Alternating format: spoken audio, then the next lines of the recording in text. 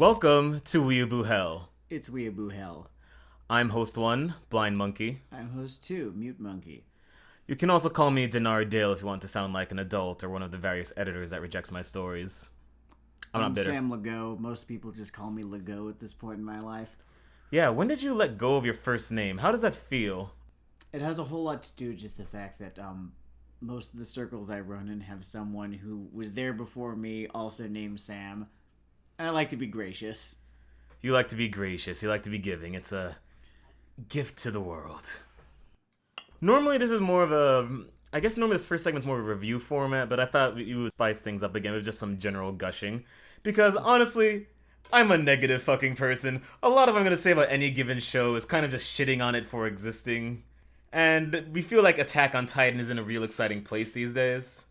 In both versions of the story, it's kind of at the top of its game. And this is actually pretty exciting, having, arrived at it around when everyone else did, around 2013 or so. Gotten really, really excited, been part of the first wave of hype, withstood the first wave of anti-hype, and stayed with the series, this whole time, even, waiting the 3 years between season 1 and 2 by reading the manga, and then it's just really exciting seeing it reach the heights that it has reached. It's interesting that you bring up anti-hype. I don't normally, I have that knee-jerk thing against any neologism, but I think you're onto something there. There's sort of a weird modern thing with fandom where between books or seasons of any given property, I don't know if it's like an entertainment refractory period, but you get that sort of pushback against whatever broke out at that moment. Well, it's because in the age of the internet and online discussion, it is impossible to experience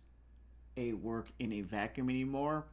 Now you must also experience the conversation around that work, the discourse around it. And it is very, very easy to want to avoid the discourse or very quickly get tired of the discourse. That's the first reason that anti-hype exists. The discourse will come to you first, it will get annoying, and then your bone to pick will be with the work itself rather than the annoying discourse, right? It's happened to me enough times, and it's why I don't watch a couple different shows. I'll admit, I'm not perfect. Any standouts on that front? Good Omens became immediately beloved by the Doctor Who lock. Dr. Super lock. Oh, God. Dr. Sherlock? Doctor Who, Supernatural, Sherlock crowd, they're all the same fandom. And as I find that crowd pretty damn annoying on the best of days. I like to refer to it as the most annoying person in your dorm hall crowd. I don't know. Yeah, no, that's fair. Like the sort of like you have to be in the same anime club with this person. But yeah, anti-hype. I guess that sort of crested after the first season, first core. Has core taken over the terminology within the community? I don't even know. Core refers to 12 episodes, and then full core is 26 episodes. Or is it 2 cores? I don't know. The seasonal anime has ruined me, and I do not like it, and I really, really miss when shows just got 26 episodes. It was a pretty unique edge of the format. Like, they just going into pre-production knowing exactly how long the series would be. I think it definitely helped some things. Pacing. Then again, Pacing. Pacing. That is a 4-letter word in the Attack on Titan fan community at this point. That's a whole other thing, yeah. Then we could talk about the other 4-letter word. Path. Ah, yes, path. So, I have to say, what has impressed me with Attack on Titan, and maybe it's just because I watched my older sister go through Lost and become, I think, more embittered by the fall of the show Lost than our entire traumatic childhood. She's like, okay, yeah, sure, bad parent, whatever. Military school, don't care. Lost fucks up towards the end. My world is over. World War III. I can't trust anyone anymore. And she will always just sort of see that J.J. Abrams' names in the credits of a thing at this point. I think I can sort of relate, like Mass Effect Andromeda, just a little bit. I remember feeling exceptionally betrayed by that game. That one's different, though. That was like falling off in the beginning of a new, narrative loop. With Lost, we're talking about cocking up the ending. And I guess my point with talking about Lost is that Attack on Titan, in its current thread, strikes me as, well, I guess there are two options. Either he knew where he was taking this mystery in the first place, or he's just a virtuoso improviser. I think it's probably the former. There's been a whole lot of evidence that that is the case. People have been combing back through earlier chapters of the manga, and, like, no joke.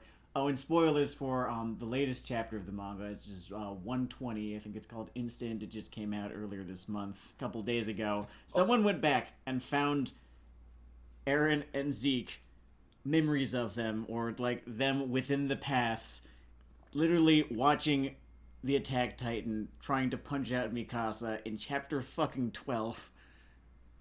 They're there. They're there. They're in the background. They're hard to see, but if you're looking for them, they're there. You have to admire that level of detail. And not only that level of detail, but once again, when you talk about pacing, and I know other people have problems with shows pacing, whatever, but I think that doling out anything that's woven or knotted together that way, and keeping the thrust of it entertaining, like not losing the immediate small-scale plotting while you're walking along the bigger road, is always a challenge in writing. I'm one of those terrible people who, because my first two loves are writing and punching, tends to think of shows mostly in terms of plotting and choreography, which I know makes my general opinions on the entire romantic arcs that comprise 40% of media invalid, but whatever, it's where I'm coming from, it's where I live. I get that. And this is a show that does those two things well, so I can enter that warm tub of Attack on Titan water and really enjoy myself. It's almost more of a show for you than it is a show for me, because I absolutely enjoy, like, a well-written, you know, like, romance narrative through line or whatever. But Attack on Titan is so unbelievably devoid of any of that shit whatsoever. Isayama either, like, could not be bothered, or he just, like, really likes the idea of a world where people are too miserable to make eyes at one another. Pointedly so. I remember there was that article circling around when people were in the middle of a screeching very well-adjustedly about the Game of Thrones finale. And it was, I think it was National Geographic, it might have been Slate, but the author was talking about how some stories are more sociologically structured, i.e. about how society sort of pushes people along certain paths, than necessarily relationship-based. I mean, obviously every story has relationships and every story has sociological structures, but, like, I guess within a show's fixations. So I guess just to simplify this, every story is either character-driven or plot-driven. That is a way to describe it, but I think if you want to think of like a D&D alignment grid kind of thing, I think this is more of a vertical axis to the character plot horizontal axis. True, and there are, like, the really, really well done series where the character drives the plot, drives the character, drives the plot. That is true. I recently started watching The Wire. I know I should have gotten to it earlier, but I found The Wire to be one of those series. I mean, if you think you're bad, I am the worst breed of heathen, in that I watched the first season of The Wire, loved it, and then got caught up in other stuff and stopped. And whenever you tell people you've watched some of The Wire, I don't know, you might as well tell them that you killed like half a dog. As far as they're concerned, you're just a bad person. No, I get that. It's, I always feel like a little bit of a heel, like, quoting the show, you know, referencing the thing, you know, telling people that it's all in the game, and I'm a fraud, right? Because I'm maybe like 7 episodes. Live that fucking life. Oh man. But now the world great. knows, so now I'm free. I think I was like that with the film Top Gun until I actually watched it 2 weeks ago.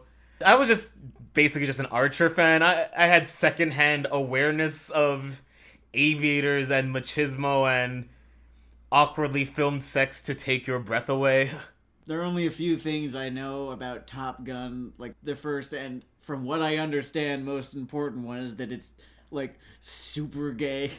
There is a specific scene when it comes to that movie, and it's 4 airline pilots playing shirtless volleyball. Yeah, the volleyball. Except for the friendly character actor who has to wear the white t-shirt of shame because I guess he couldn't get his 12-pack together in time for this baby oil scene. Oh, poor God.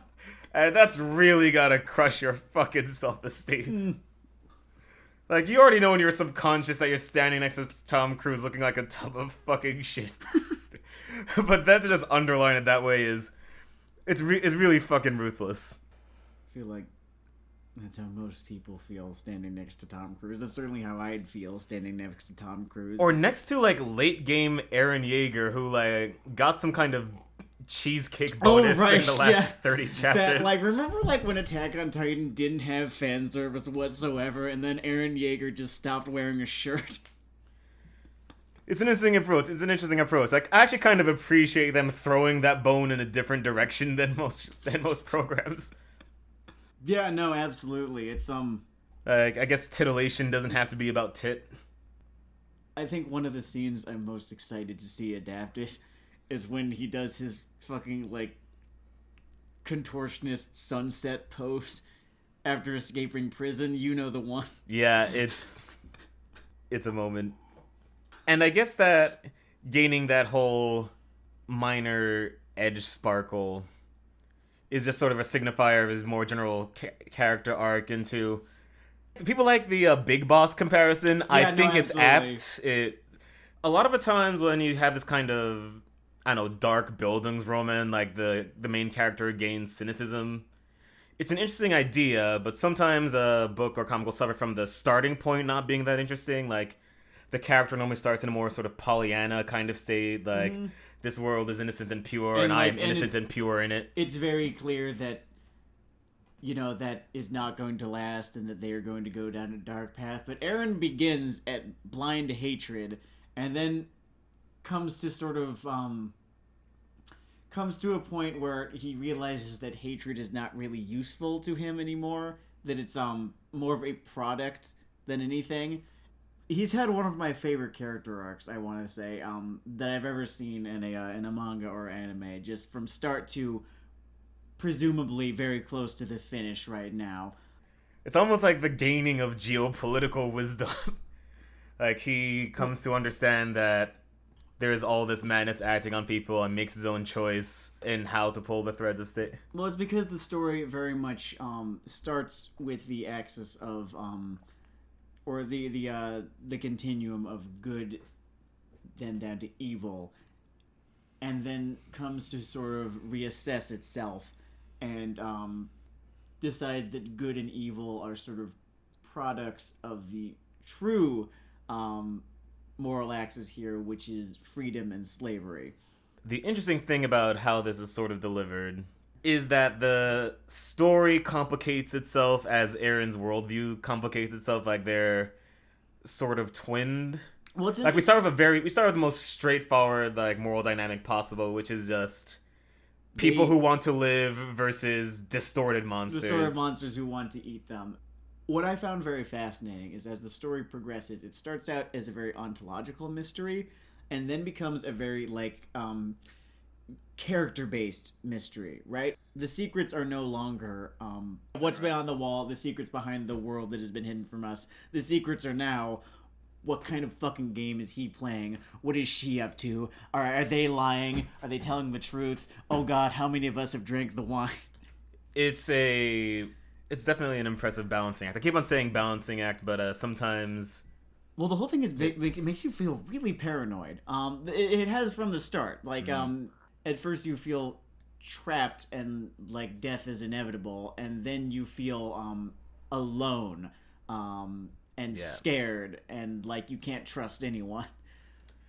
It's a really nice impression of what it must feel to be goon number 14 in a James Bond plot, and the world is moving at 55 miles per hour around you and you're just trying to get along on your scooter. I mean, I like that they wrote goon number 13 into a large character, and his name is Floke. Ah, yes, Floke. What a shitbag. I remember the one of the only parts of that manga / show, it's been animated at this point, where I felt a little bit of a disconnect from it, is when anyone tried to present the argument that saving Erwin was a better idea than saving Armin. Because if you look at the fucking scorecard, look at every single idea that's like shopped and has worked, from the beginning of the series up to present, has been in fact Armin's idea. He's been the reason they are there at this point. It's the comparative scorecard of he is the gun and Eren is the bullet, to reuse a metaphor from Black Lagoon here. Yeah. It's like comparing the scorecard of LeBron James and a particularly sprightly cheerleader. Like, say what you will about the man's hairline, at some point you need points on the board.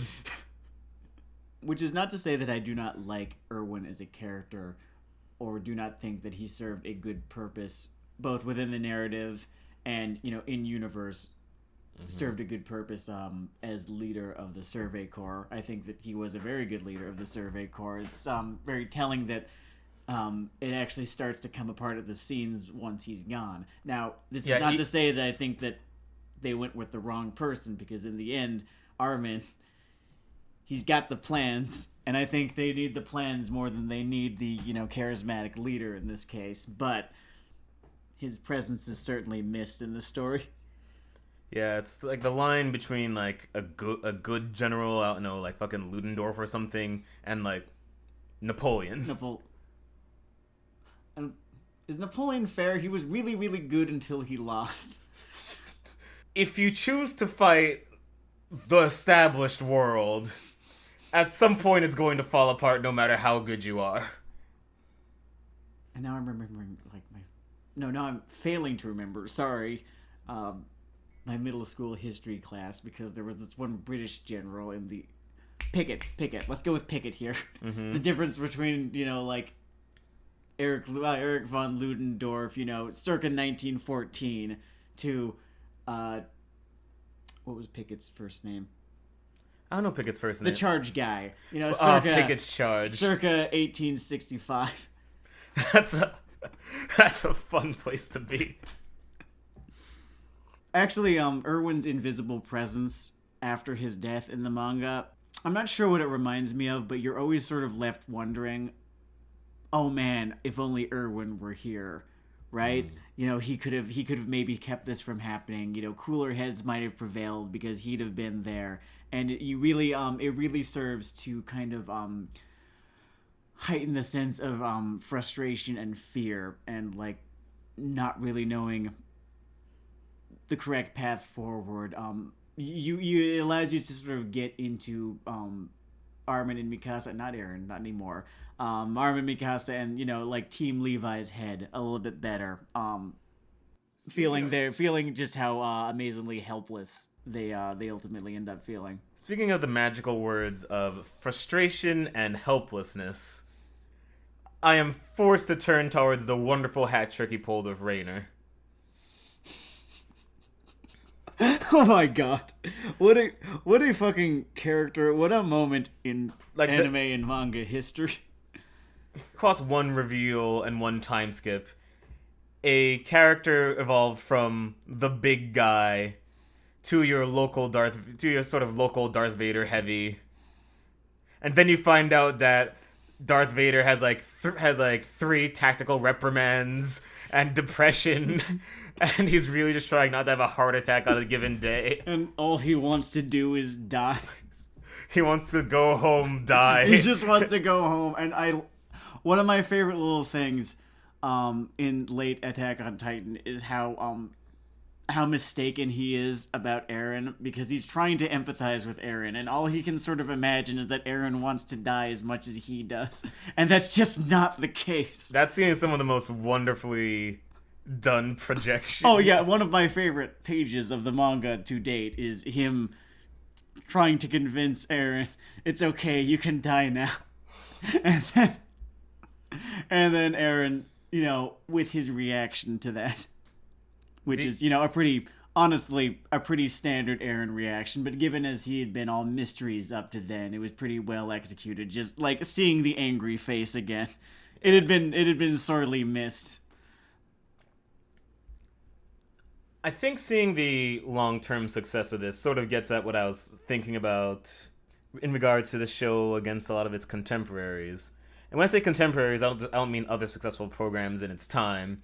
This doesn't really have much to do with, say, I don't know, Pop Team Epic. But I mean specifically the 3 or 4 like notable shows that have ripped it off wholesale.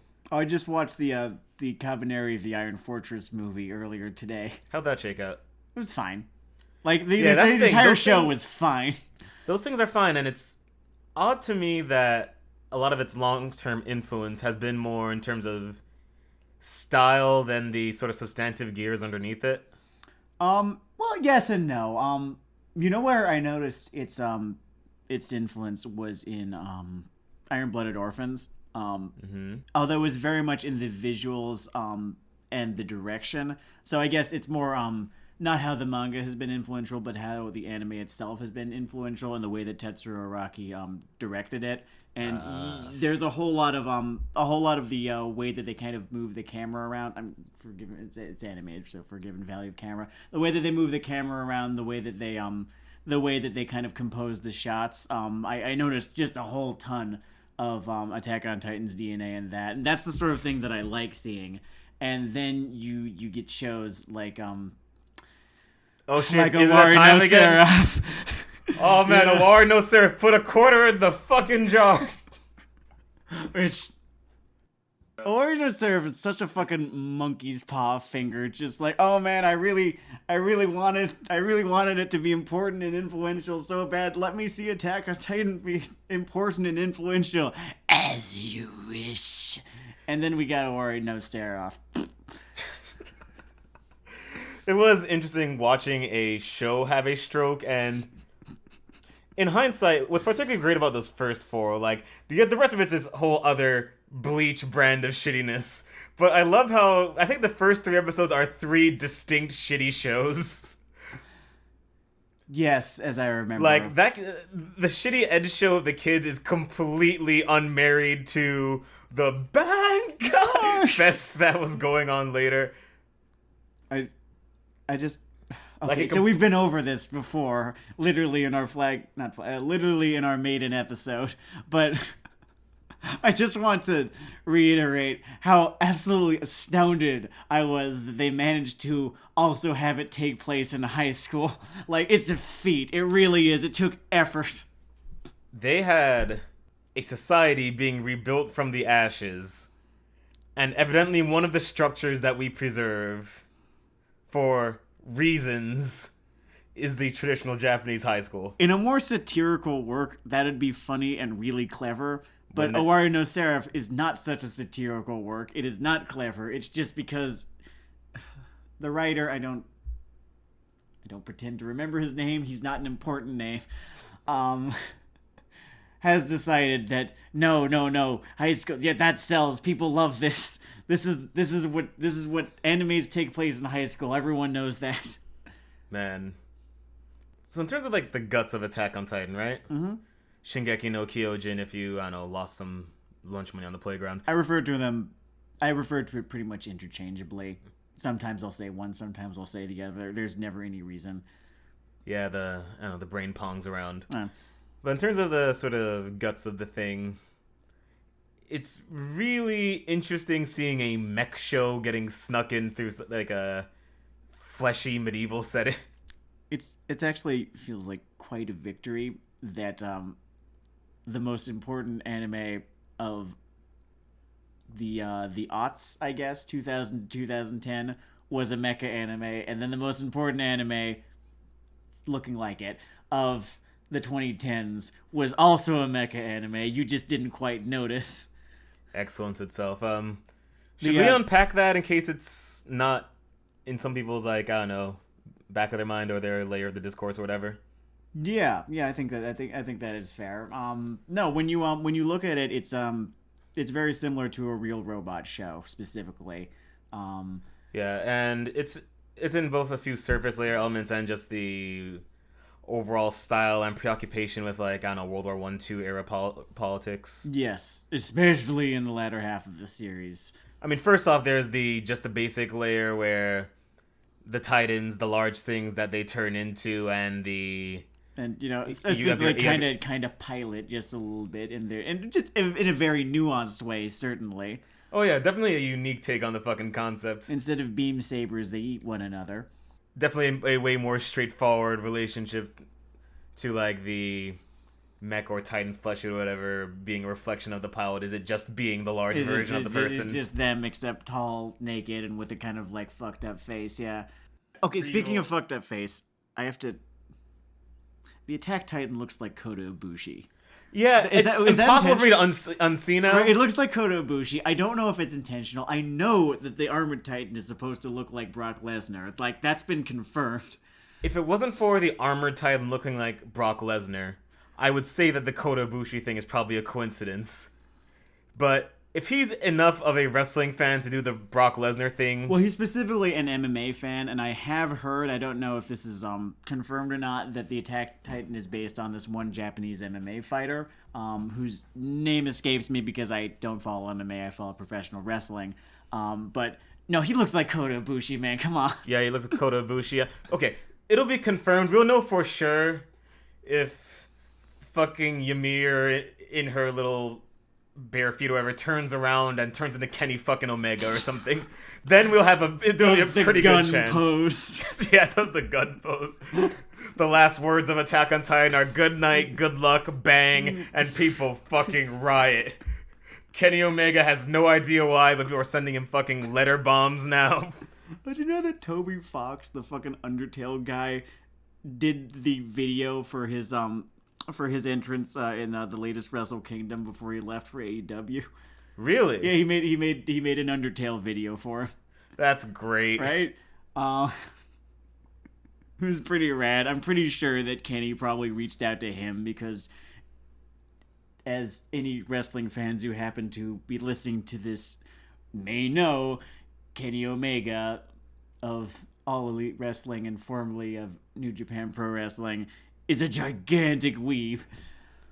He is the most self-actualized weeaboo in the world, in that he moved to fucking Japan to become a video game-themed pro wrestler. And by golly, he did it.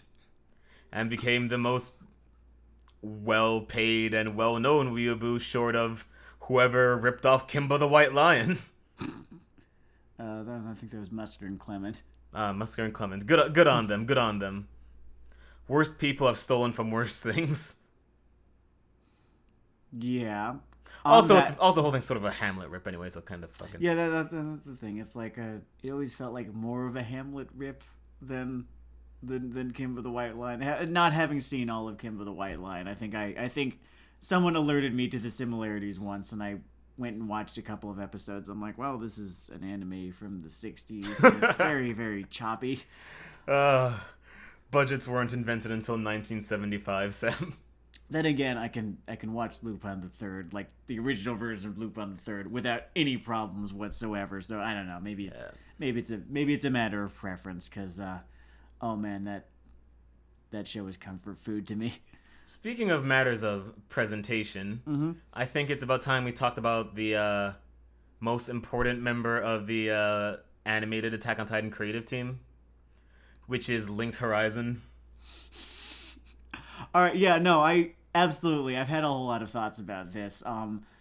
The latest OP, this fifth OP, sorry. No. Wow, time flies, huh? Sixth? Jesus. No, I think it's fifth. The 1-2 from the first season. Third from the fourth from the first half. Yeah, fifth from the second half. Wow, we are aging and dying. You have facial hair now. I have like lines now. Weird.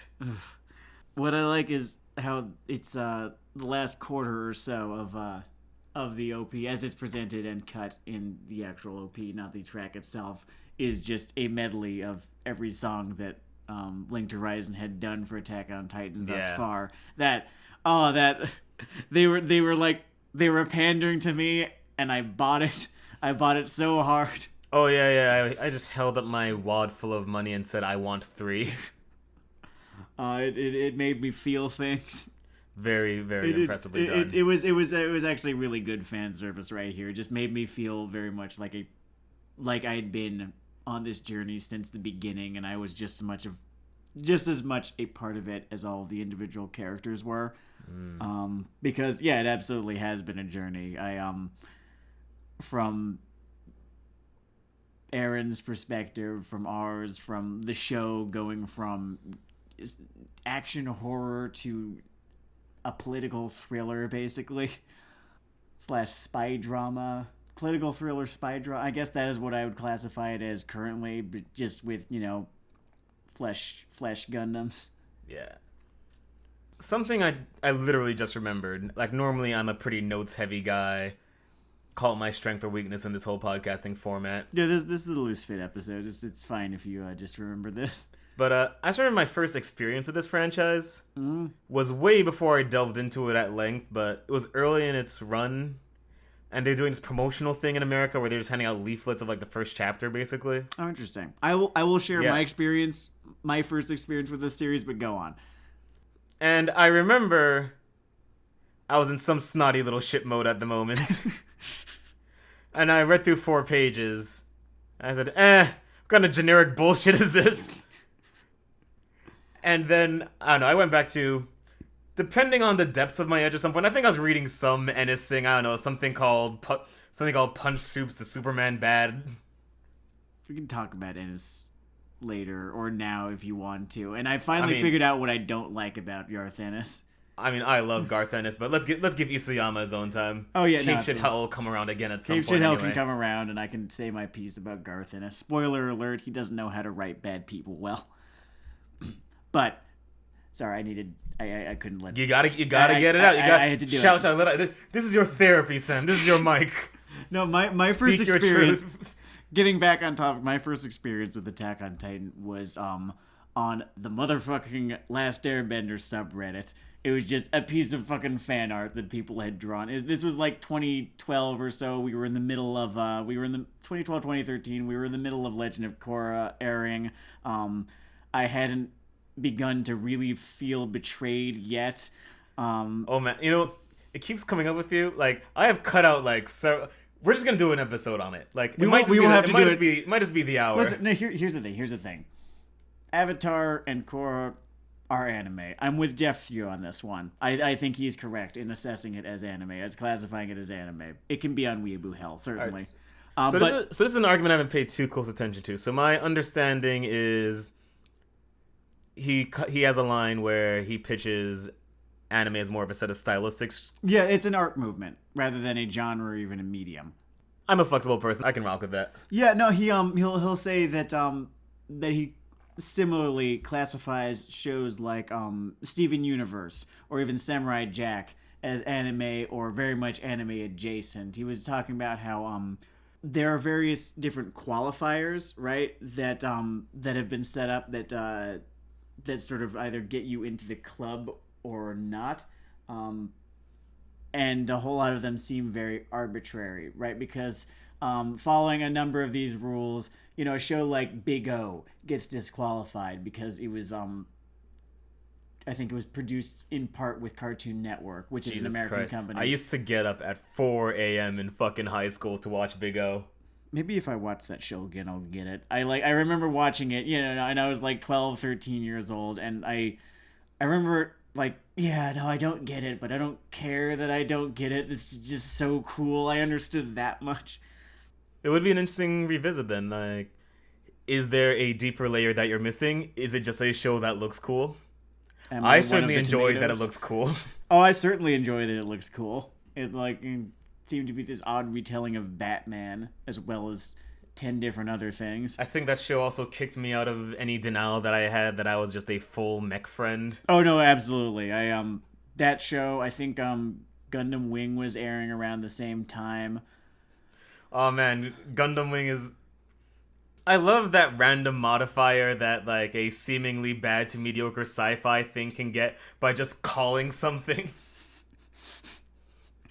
And evidently Gundam Wing gets to be the great fucking prophet of drone warfare, so that's the world you live in now. I feel like this has come up on this program before. Yeah, yes, because it's fucking hilarious. Because it's really, really pretty goddamn uncanny. To bring it back to, yes, my first exposure with this series, I think someone had made some fan art and posted it on the Last Airbender subreddit of, I think it was the characters Korra and Mako flying around in the Scout Legion outfit. And I was like, huh, that's some fun costume design right there. And I think that was actually what originally fascinated me with the series was apart from everything else, it has really fantastic character design, uniform design. The whole its world building is so very much baked into its look that you kind of almost don't notice the world that you're experiencing the world without really noticing that you're experiencing the world, if that makes any sense. It does. And I think that is really, really difficult to do well. And this series has done it exceptionally well. I can think of only a couple other series that I've seen do it as well as Attack on Titan did. Just sort of build a world that is very different from ours that people live in and kind of convince you that it's real, not by going on and on about it, by just having it be there in front of you. Oh yeah, like world building where it's more caked into the texture and doled in a certain pace. Like, I mean, not you can feel that in FMA maybe. I was gonna say Full Metal Alchemist, specifically with the trains in Full Metal Alchemist, and just how you get this sense that everything kind of, the entire world kind of runs on the trains. They're sort of at that point in societal development. That was always really kind of a fascinating aspect of the show to me, just sort of how they were in kind of that point of it's not, I think early modernity actually refers to the early Renaissance, but oh my god, late industrial. This whole thing you're talking about, I finally get why. Okay, one of 18 reasons.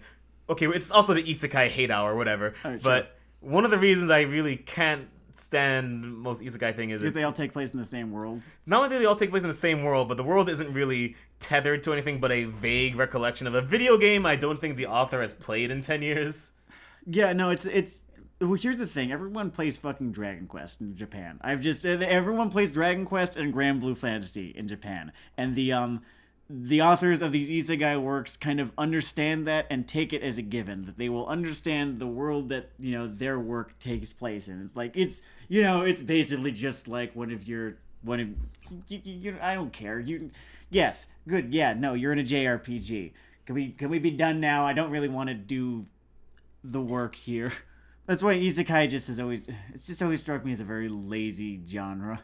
I feel like there could be some way to do that well, but all of these things, like, setting-wise, don't really feel grounded in, like, any particular flavor or layer of technology or overarching social theme or conflict, and it makes everything ring more hollow. Goblin Slayer weirdly does better than most of these things, merely because it's built on a foundation of, Jesus Christ, what are these little fucking shits? Oh my god, why haven't we killed all of them? It's also not isekai, which is just interesting. It takes place in a world that, like, could very easily be an isekai world. Honestly, the thing could be an isekai. You could just tell me that the Goblin Slayer, I don't know, was some NEET who died one day, and that could be just a throwaway line, and continue.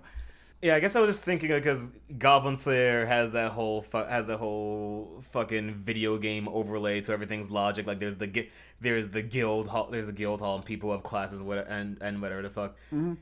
But even having that one little thread at least lends the tone or the flavor or the grounding of the thing something, and I guess there's just a fan not there for most other entries in the genre. Yeah, like it tends to just because isekai is so unabashedly escapist. Usually, I have found at the very least, an isekai lives and dies on the God, and I feel gross saying this, on the strength of its waifus. With very few exceptions. Like, I remember the Anime subreddit just blowing the fuck up about Rise of the Shield Hero. And it mostly seemed to be because they thought the raccoon chick was cute. Jesus Christ. There but for the grace of God go we. I will, having watched a little bit of it, I will give it some credit for just better than average character design for an isekai anime. It usually tends to be one of the weaker points in shows such as these, with few exceptions. I didn't even like Overlord's character designs very much. They weren't generic, certainly, but they felt overdone and without any sort of direction behind them. I couldn't get into fucking Overlord. Like, I heard it was fucking hilarious. Maybe it pairs up or something scales up, finds its stride. But there's this wavelength of entry-level video game humor. You know what it is? It's fucking Newgrounds. It's fucking Newgrounds 15 years later on a professional level. The same jokes about selecting spells on a menu that fucking 14-year-olds came up with and animated and produced. And I thought we were done. And now it's looping back around on the other fucking side of the world. And I can't say I don't get it. I do get it. It was dumb then. It was dumb now. It'll be dumb when it's coming out of fucking, I don't know, German live action shows in 2040. I am left to wonder if there is a Japanese version, or like at least a website analogous to Newgrounds in Japan, where all of these, authors and mangakas got their start. Or animators, directors, whatever. I think for a lot of them it's called pornography. Yes, no, that is true. It is a great place to stake your claim. And honestly, one of my favorite mangakas, Rei Hiroe, got to start doing porn. Mostly just draws porn these days, and also happened to create one of the best character-driven dramas of all time. On the side, I guess. And then he did Recreators. That was him. Oh yeah, Recreators gets A-, B+. I would like just a solid 8 out of 10 on that one. Yeah, it's an 8 out of 10 stamp from us. It's worth a watch. It's very much worth a watch. It is very much a Rei Hiroe series. If you've seen Black Lagoon, it's very different from Black Lagoon, but his fingerprints are all over it. Just people sort of postulating to one another a whole lot about the nature of things. Very existential. It's good stuff. The character designs are really fantastic. Oh, in that show's little metafictional thing, people are pulled from different things. And if I could just take one more fucking body blow at the isekai thing, because I guess that's gonna need its own episode 2 at some point. I think this might be that episode at this point. Let's call this the opening salvo of that, because I need you to see the first episode of Isekai Quartet. Because I swear to God, it is the end.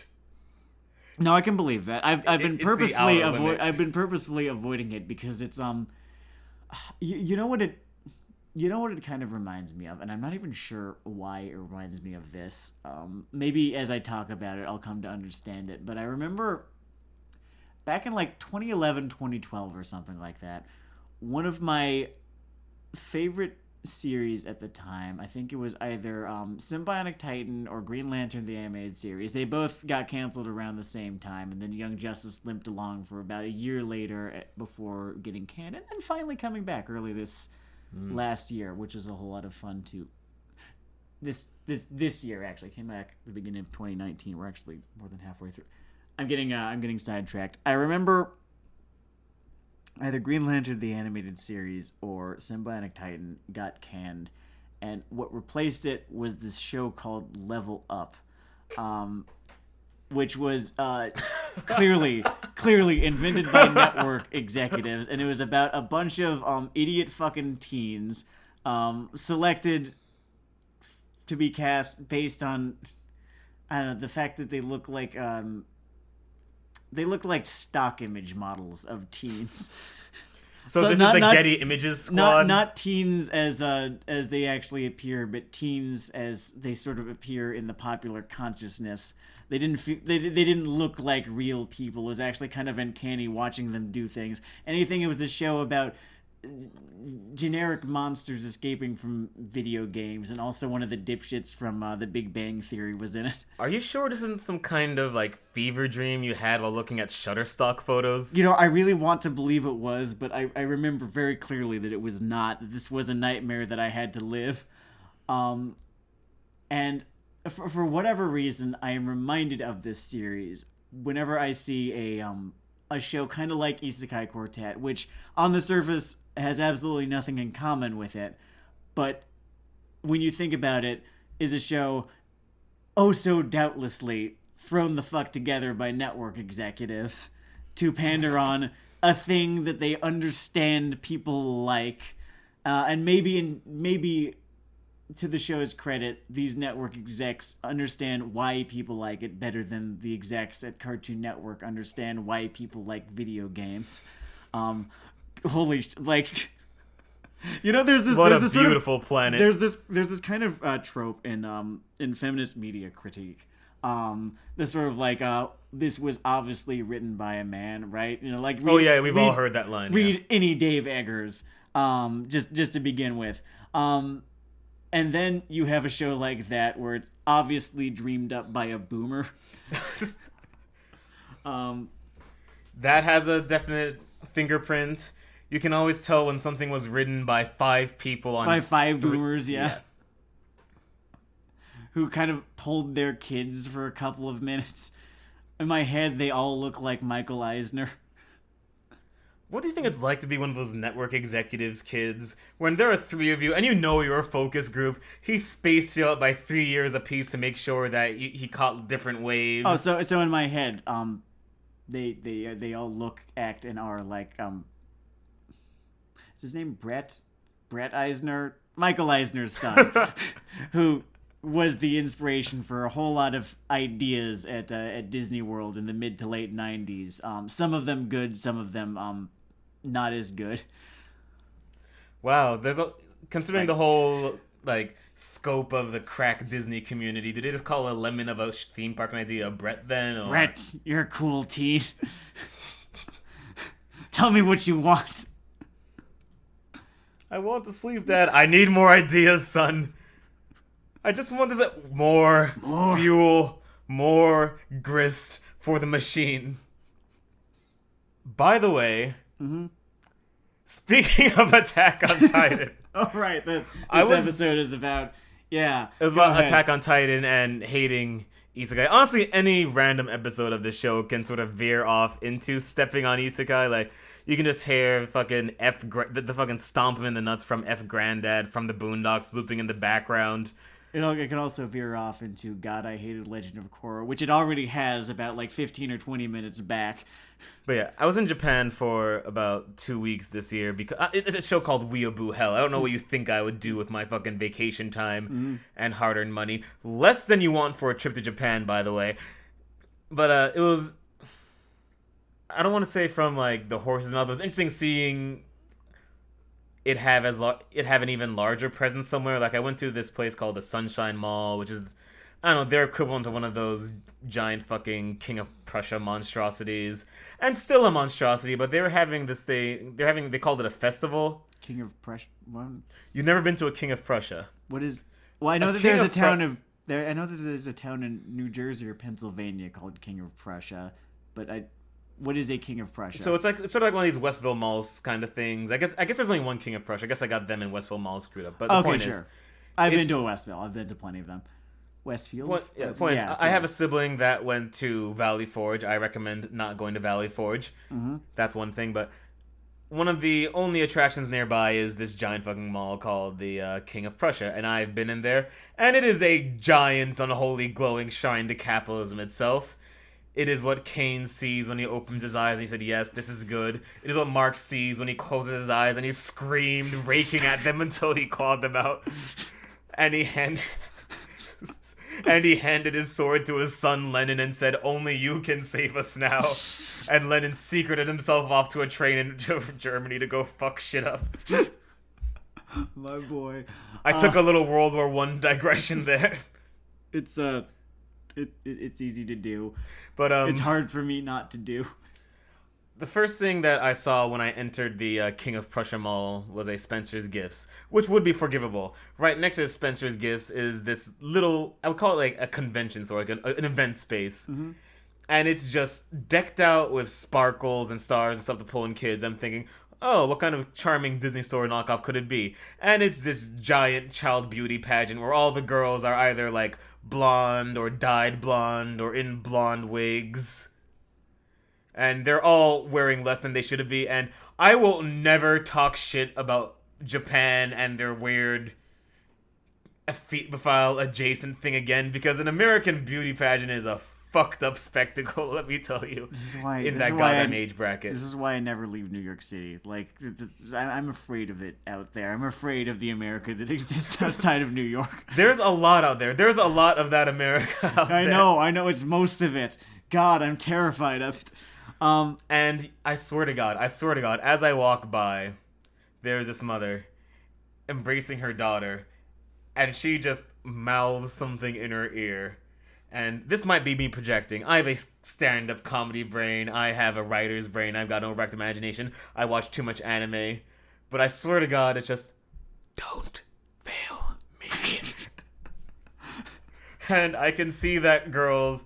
The fear in that little girl's heart. The entire arc of her life that is leading either to a local cable news desk, cocaine, or career in pornography, or perhaps a wild arc that goes through all three.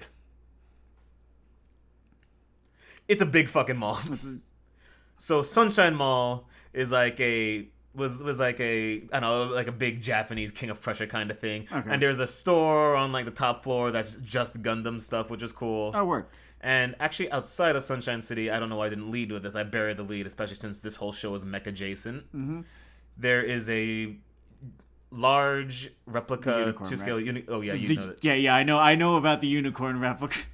Right. This is sort of Mecca for you, isn't it? Yeah, no, absolutely. One day I will have my pilgrimage. But as I was saying, the reason this is relevant at all to this episode is that there was an Attack on Titan themed fair with like food court dishes based on the show and little decor of the show on the posts. Okay, and you could get some like limited edition fashionable stuff with it. Someone linked a picture of like a Levi gingerbread house with him, doing that mimetic pose of him, wearing the handkerchief over his face and opening up the window to that summer cabin that they were using as a temporary headquarters. Man, in the first season. That's great. And it's just this big block of gingerbread that this edible, the picture was printed onto piece of I don't know, like fondant or something. I don't know actually how they do that. But yes, I want to eat that. It's a fun phenomenon. Something I am deadly curious about when it comes to Attack on Titan, by the way, is like it has that comedy spinoff, or maybe it's a romance spinoff, whatever. It has that Attack on Titan high school spinoff, junior right? high, yeah. I need to know how that fucking thing handles where the main property went. Like Eren going full big boss, Rainer being traumatized, the number of people that are traitors or loyalists to death or all this, the entire collapse into fucking World War II politics. I need to see how the rom-com universe processes that shit, because that has to be fascinating. Do they avoid it, like... entirely? It just stays static? If having, I think, seen the first episode of it once and thinking like, okay, I'm not, I don't think I want to do this. With that having been my experience with it, I have to imagine pretty much everything stays static and it's basically just gags. Like, right? That'd be the way you do it, right? That'd be the way you do it for the quick buck. I would go back around to admiring them forever if what instead happened was everything in the comic happens at the same pace, but they are still trying to keep up their lovey-dovey plot thread shenanigans. Oh, I love it. Like, they poisoned the entire senior class with wine, but the dance is coming up next week. They spiked the punch. Yeah. That rascally senior Zeke spiked the punch. Who drank the punch? The sports festival's in 2 days, but Rainer's vomiting in the corner because of PTSD. Eren is sitting there, or Eren just walking, to and from the bathroom, carrying, a little card that says hall pass. I've always hated the chess club, Mikasa. I've always hated the chess club. Honest to God, they did not wait long enough. I really, honest to fucking God, would love to see an Attack on Titan Junior High based off of the second half of the series, rather than the first half of it. Holy shit, I didn't know how much I wanted this. That would be a thing of beauty. That is almost tempting enough to become like a fucking fanfiction.net friend. There is a lot of potential energy in there. Feel like a musical based on the fucking second half of Patton or something. Oh god, I wish I could riff on this as easily as like Henry Zebrowski can, but unfortunately I never did improv. It happens. What's important is appreciating yourself. Mm-hmm. Unlike Rainer, who was never appreciated himself. Appreciated by anyone, least of all himself. Actually, man, his sad sack ass would make a good protagonist for a part 2 junior high comedy version of Attack on Titan. Yeah, no, I would absolutely shift the focus to him. No, like without a doubt.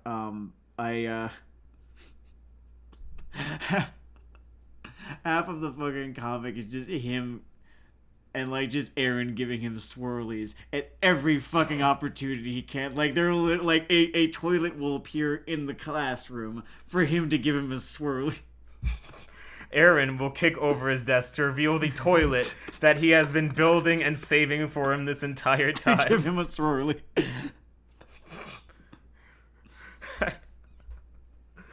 I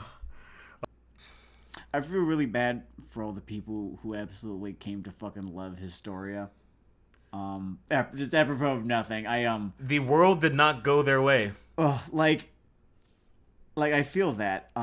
I really do, and I think like I have actually heard a couple of people been complaining to me about that, about how like I've absolutely loved the direction that the series has gone in, but you've got you've got the Jon Snows to her Daenerys Targaryen, really really upset that I do not think she's even had a line yet, in the manga post time skip.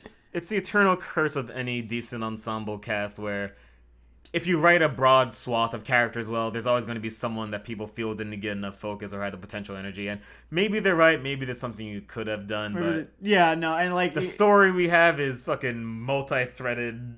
Yeah, and it's like, it's gonna be kind of like impossible to sort of convince her most ardent fans that I absolutely think that the course that Isayama took was defensible, and that I liked the direction that it went in, and that no, it's because I understand their complaints too well. Because you were there with me watching, here it comes again, Legend of Korra Season 4. Your favorite show. They just given Mako a season to really develop and breathe and become like my favorite character, and then they all but wrote him the fuck off. Jesus. So I never thought something could make me like the Emperor's New Groove less by proxy. So I'm there with you, Historia fans. I've been there with you. I get it. I understand. Speaking of characters that have their fans, and even though this whole thing has been a spoiler festival, I'm just going to underline the word spoiler again because I'm about to talk about character death in glib format, etc., etc. This actually shows me that I'm a terrible person, because I fucking hate content warnings, but I'll give like a spoiler warning for a decent TV show, which I'm pretty sure means I care more about these shows than like human trauma or lives. So that's a whole different problem, but whatever. With the whole Sasha death, I almost wasn't sad. Not because I didn't care about the character. I thought she was a great character. But she was such a killable character for like feelings for so long that collecting death flags, I almost feel like, you know how it's sad when someone dies of cancer, but if they were diagnosed at 20 and made it to 60, they had a good run? She was like that. She had terminal death flag cancer for so long. No, absolutely. I think. But she like did her morning bicycle. She went to chemo. She ate clean. Shoot.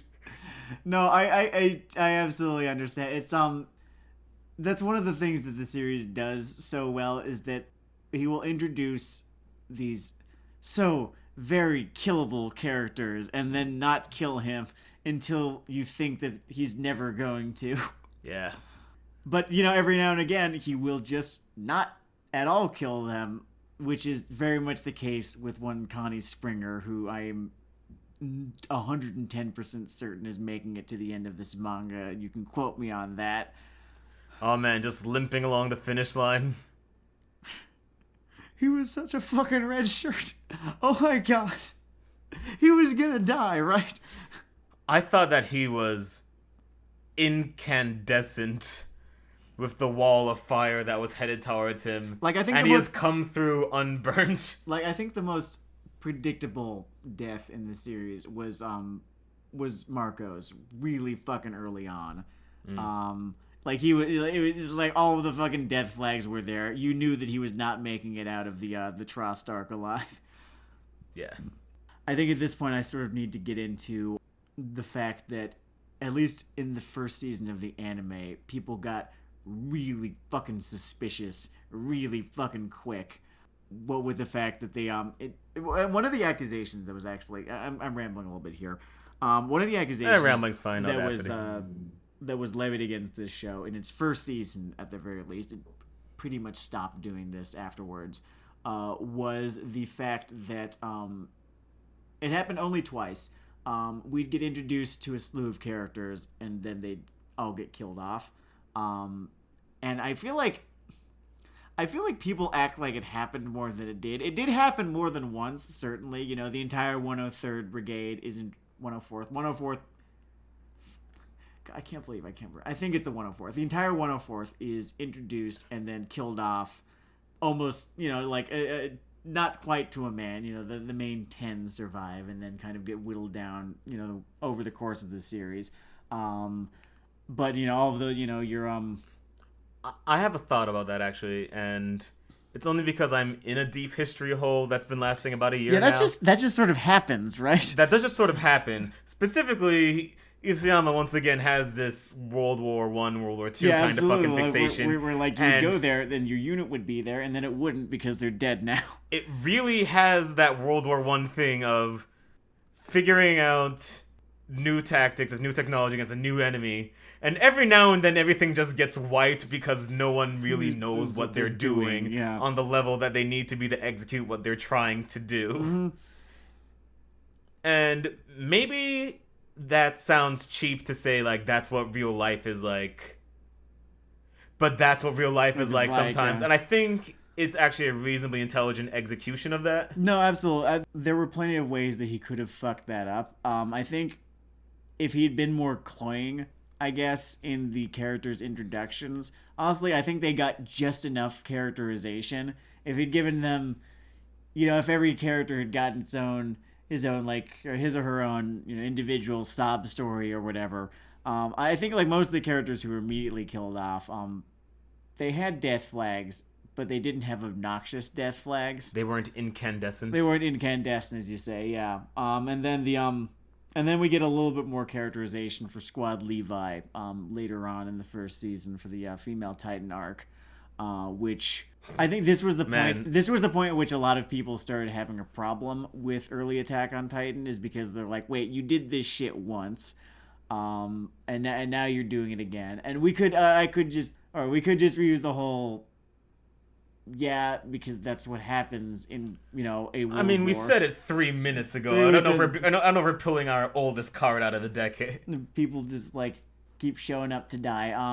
But I also kind of like it as sort of, almost as a form of world building. Just in this world. Like, this is the texture of life. In this world, people just fucking die around you, and they do it a whole lot. I always think about... and it actually does a whole lot to shape, the main three characters, certainly. How almost every scene of the Scouting Legion coming back from anything, from the early part to the last part, is a sort of decimated force limping through. And you would always have people coming back from, I don't know, the fucking Somme or whatever Germany's latest gas factory was during World War I. I think it was mostly Ypres. Or that was like the big one, like the Second Battle of Ypres is the big one where they were using a whole lot of gas. And man, we really big up the gas and flamethrowers, but evidently just the MLG innovation of the First War was just tanks. Just like fucking these fucking trenches. What is this noob shit? It's like, yeah, they've got gas. We have shifters. See, it's happening in the comic. We're very smart on this program. We have real deep tissue thoughts on such obscure topics as the First World War. Maybe you don't understand all of the nuance happening here, but trust me, it's very smart stuff. I actually have "I am smart" tattooed on my right eyelid, just so that people make eye contact with me and know how smart I am from the tattoos I have on my face. Oh, I don't need it. People look at me and they know. Yeah, the t-shirt helps, though. That t-shirt of yours. Yeah, absolutely. It's a nice touch. So, yeah. I think normally we close with our sort of general recommendation. Obviously, we recommend the program, so maybe something different could be, are things on a similar timbre you can think of that might engage someone? Yeah, so that's a loaded question right there. Similar to Attack on Titan. There's a lot of stuff these days that's similar to Attack on Titan. True. Some stuff is very similar to Attack on Titan. Very, very fascinatingly, you could say, similar. One studio has a certain Iron Fortress, and they're just laughing into their money on being similar to Attack on Titan. I am so convinced. It's probably not the case, but this is just my... what's the term, headcanon here, that Tetsuro Araki knew that it's going to be a while between season 1 and season 2. So he just goes to Studio Wit and says, listen, I got to keep my teeth sharp on this one. Great. We're going to do this. We're going to do it again. It's going to be in a train with zombies and samurai, and we're going to get that Macross guy to do the character designs. And it's going to kind of feel a little bit mid-90s, which is a period that everyone fucking loves in anime. It does have that texture. I was having trouble... Yeah, no, it's because the character designer to Macross 7 did the characters listen to my song, that one. I did not ever really watch any Macross. Just putting that out. Oh yeah, that's there are some minor heresies on our part. It is a big fucking blind spot in my record. I've never done Robotech or remember Blue Gender underwater shit. People loved it. Whatever. It was when we were coming up. Yeah, I remember Blue Gender. But I only did like 2 episodes. No, or are you thinking Blue Submarine number 6? Those are both things. Both of them things. Both of them good things, as I remember. It was a while since I've seen both of those. But yes, no, it's the same guy who did the character designs for Macross 7, or maybe it was Macross Plus. One of them was a movie, not the one that was the movie, the one that was the series, and it was like one of the hokier ones, but in a fun way. That guy did the character designs for Cabaneri of the Iron Fortress, which is a series with very good direction, very good editing, very good character design, and the writing is... It's pretty bog standard. Yeah. Like you know where the show is going. It has a very, very weak bad guy who shows up around 3/4 of the way through and could not be more generic if he tried, I'm afraid. He's also one of the only characters I thought had a really shitty character design. But this is a recommendation, actually. I do think you should see it. It's a whole lot of fun. I know what you mean when you recommend that kind of thing. It's a bit like Triple Threat. Like, the movie's completely shallow, but there's a lot of cool stuff. But there's a lot of, I don't know, cool action sequences. People look cool. Sometimes things happening. Sometimes for 12 episodes, that's all you need. I know sometimes we sound like pretentious fuckwits, but a show... I think an action show can be... I think I probably am a pretentious fuckwit. I think I am a fuckwit. I'm not sure I'm a pretentious one. I was just talking to a coworker the other day defending my... shall we say, enthusiastic use of semicolons in my writing. So I think I might be a pretentious fuckwit. Oh man, the EM dash is gonna hit this kid like a ton of bricks. Continue. I definitely also think that like material that's simple can be appreciated on its own merits. I think my personal stand may be more against a certain type of laziness. Like, things are just hollow at the core. I think oftentimes simple fun can be used as a shield for material that just sucks. Yeah, I have a complicated relationship with that whole what would you call it? That whole line of argument. Seesaw argument right there. Like on one hand, you know, like it's fun. On the other hand, yeah, but like what is there past the fun? Yeah, but it's fun. But like, yeah, I know, but like, give me something here. There's no substance to it. Yeah, sometimes it's hard to draw the precise lines. I think what's important is knowing deep in my heart of hearts that I am right and will continue to be right for the foreseeable future, and to carry Always the forever. justice of that rectitude forward. It must be so hard for you.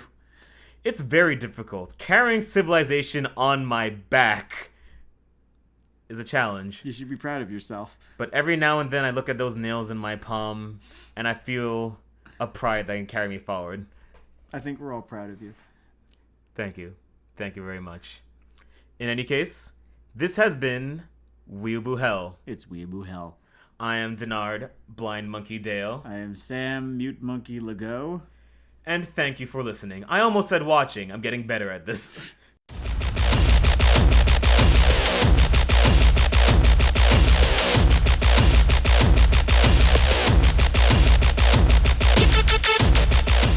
Okay, if you get me talking about Michael Eisner too, I will go on, and this will no longer be about anime for like the next 45 minutes, because I think he's a fascinating human being and the things he did. Yeah, you gave a history presentation about Disneyland. I'm not sure this show is fucking prepared for that. No, I could.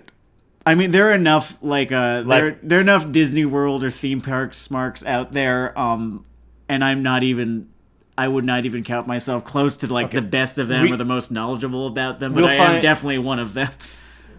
We'll find an anime about theme park world. There are a million concept animes. We'll find one later. Let's bury that one right now. Sure, absolutely. We could talk about Tokyo Disney in the future once I finally get out there, because it that's Weeb adjacent right there. It's in Tokyo.